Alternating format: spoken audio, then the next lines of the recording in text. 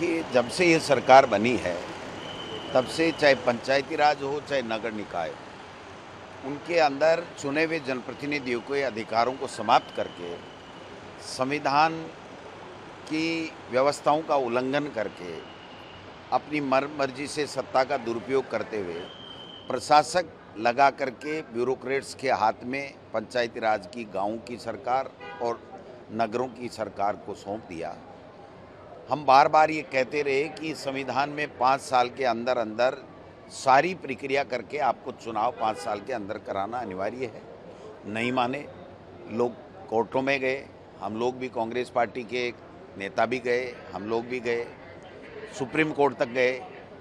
जानबूझ करके supreme court का और हाई कोर्ट का आदेश होने के बावजूद कि आप 15 अप्रैल तक चुनाव कराइए, इन्होंने चुनाव नहीं कराया। 1.5 साल तक गलत परिसीमन करते रहे, नियमों की धज्जियां उड़ाते रहे और अपने राजनीतिक हित साधते रहे, बचते रहे, क्योंकि सरकार ने कुछ काम नहीं किया तो उनको पता है कि भारतीय जनता पार्टी का इन नगर निकाय और पंचायत राज के चुनाव में सुपड़ा साफ होने वाला है। तो अब इन्होंने एक दरखास्त लगाई, कंटेम्प्ट भी लगा। कंटेम्प्ट की सुनवाई नहीं करके माननीय उच्च न्यायालय ने इनकी एप्लीकेशन पे जो और समय मांगा था उसके ऊपर सुनवाई की, और उस सुनवाई में उन्होंने जो तर्क दिए वो एक सामान्य से व्यक्ति भी उसको खारिज करेगा।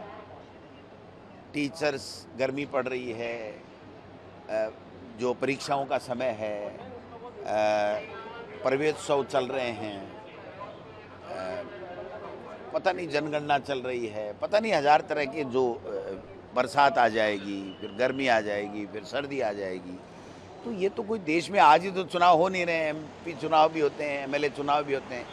पूरी सर्दी के अंदर एमएलए के चुनाव होते हैं हमारे यहाँ, और मज़ गर्मी में मई के अंदर लोकसभा के चुनाव होते हैं। फिर कैसे होते हैं? तो ये अलग अलग तर्क देते रहे, लेकिन आज माननीय उच्च न्यायालय ने कह दिया कि 31 जुलाई तक आपको चुनाव कराना पड़ेगा।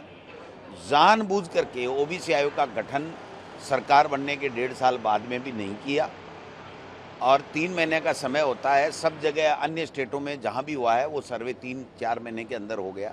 इन्होंने 12 महीने तक जानबूझकर उस सर्वे को रोके रखा, और अब कहा गया है कि 20 जून तक, माननीय उच्च न्यायालय ने कहा है 20 जून तक ओबीसी आयोग रिपोर्ट देगा, और उसके बाद में आप 31 जुलाई पहले चुनाव कराओगे। लेकिन मैं दावे के साथ कह सकता हूँ कि ये चुनाव नहीं कराएंगे, ये चुनाव नहीं कराएंगे। हम माननीय उच्च न्यायालय और सर्वोच्च न्यायालय में भी इनके खिलाफ जाएंगे अगर ये आगे जाते हैं तो, और हम सड़क के ऊपर भी आंदोलन करेंगे, और चुनाव इनको कराने पड़ेंगे, और चुनाव के अंदर इनका सुपड़ा साफ होगा, इनकी करारी हार होगी। क्योंकि आज हर वर्ग त्रस्त है इनकी सरकार से। ये कोई तो टॉफी बांट रहा है, कोई आम चूस रहा है, कोई ईवी का नौटंकी कर रहा है, ईवी चला रहा है, कोई बस के अंदर जो पिक्चर बनाने के, रील बनाने के लिए पूरी बस ही खाली मंगा करके अपने पद का दुरुपयोग कर रहा है, कोई दिखावे के लिए ट्रेन में जा करके उसका वीडियो शूटिंग, फोटो शूटिंग करवा रहा है। तो ये कोई सरकार है, तमाशा है, सर्कस है। इसलिए मैं कहना चाहता हूं कि ये जो जनप्रतिनिधियों का हमारे संविधान के मुताबिक अधिकार है लोगों का कि वो पंचायत राज और नगर निकाय के चुनाव लड़ें, उन अधिकारों पे अतिक्रमण कर रहे हैं, उनकी संविधान की धज्जियां उड़ा रहे हैं। ये हम लोग बर्दाश्त नहीं करेंगे। और आप देखिए कि पंचायती राज के चुनाव नहीं कराने से 2000 करोड़ रुपये हमारे केंद्र सरकार ने 31 मार्च को जो है वो लैप्स कर दिया। और जो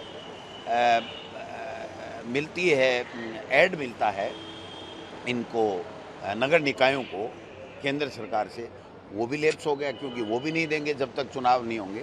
तो ऐसे में राजस्थान के विकास में अवरोधक भी बने, और राजस्थान के जो नगर निकाय और पंचायत राज के जो जनप्रतिनिधि हैं उनके अधिकारों को भी उन्होंने छीनने का काम किया है।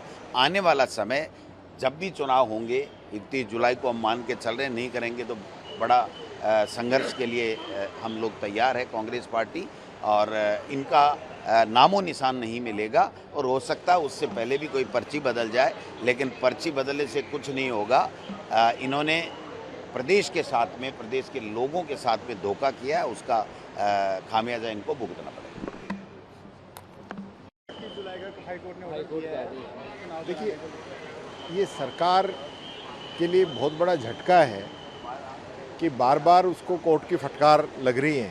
इससे पहले भी फटकार लग चुकी है, सुप्रीम कोर्ट से भी फटकार लग चुकी है, और संविधान की ये लोग पालना नहीं कर रहे हैं। ये मैं समझता हूँ बहुत भयानक है। हम सब लोग इस देश के संविधान को मानने वाले लोग हैं। देश जो है संविधान से चलता है, इसमें तानाशाही या हठधर्मिता नहीं चलती। ये सरकार बार बार इस प्रकार के बहाने बनाती है कि चुनाव नहीं कराने पड़े, क्योंकि चुनाव कराएंगे तो बीजेपी हारेगी, बीजेपी हारेगी तो मुख्यमंत्री की कुर्सी जाएगी। वो कुर्सी जिसको बचाने के लिए मुख्यमंत्री जी ने राजस्थान से ज़्यादा दिल्ली के दौरे किए हैं। तो ये बहुत गंभीर बात है। कांग्रेस की मैं जीत मानता हूँ इसके अंदर। कांग्रेस लगातार इस मुद्दे को उठाती रही है, लगातार कोर्ट के अंदर भी हम लोगों ने पैरवी की है, हमारे लोगों ने पैरवी की है, और सड़क से लेकर सदन तक हम लोगों ने इस बात को उठाया है। मैं ये मान के चलता हूँ कि इन लोगों को 31 तारीख तक चुनाव कराने चाहिए। नहीं कराएंगे तो मैं समझता हूँ ये दुर्भाग्य है राजस्थान का कि ऐसी सरकार आज सत्ता के अंदर है जो चुनाव नहीं कराना चाहती। वैसे इनकी मंशा लगती नहीं है। बार बार डांट खाने के बावजूद भी नए नए बहाने ढूंढते रहते हैं। तब ये बहाने चलने वाले नहीं हैं। इनको चुनाव कराने चाहिए।